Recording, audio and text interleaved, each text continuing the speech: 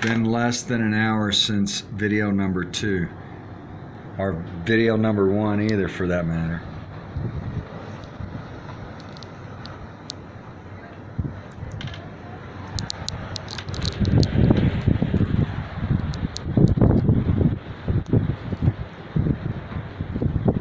Outside our door.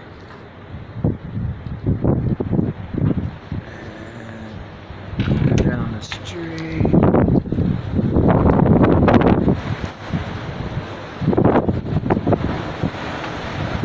It's like serious whiteout conditions.